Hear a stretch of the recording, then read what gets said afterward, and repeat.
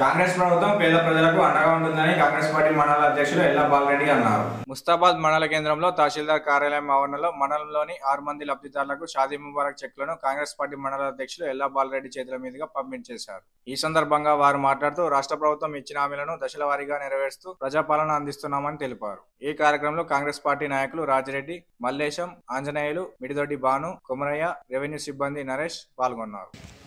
సంబంధించిన యువతిలు ఎవరైతే ఉన్నారో వారి పెళ్లి అనంతరం మరి షాదీ ముబారక్ 1,16,000 రూపాయల కోసం అప్లికేషన్ పెట్టుకోవడం, మరి ఈ ప్రభుత్వం ముస్తాబాద్ మండలానికి సంబంధించిన 6 ముస్లిం మహిళలకు మరి 1,16,000 చొప్పున మరి 6 కూడా 6 లక్షల రూపాయలపై చిలుకు రూపాయలు ఈరోజు చెక్కులు అందించడం జరిగింది. మరి మిగతాయి కూడా కొన్ని వచ్చేది ఉంది, వాటిని కూడా అందిస్తాం.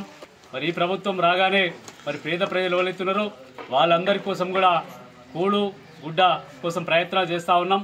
అందులో భాగంగానే మరి రేషన్ కార్డు కూడా పూర్తిగా అర్హులైన వారందరూ కూడా రేషన్ కార్డులు ఇచ్చి పేద ప్రజలకు ఈ ప్రభుత్వం సంక్షేమ పథకాలు ఓవైపు అభివృద్ధి ఓవైపు 2 వారి జోడి గుర్రాలపై ఈ ప్రభుత్వం స్వారీ చేస్తూ ఉంది.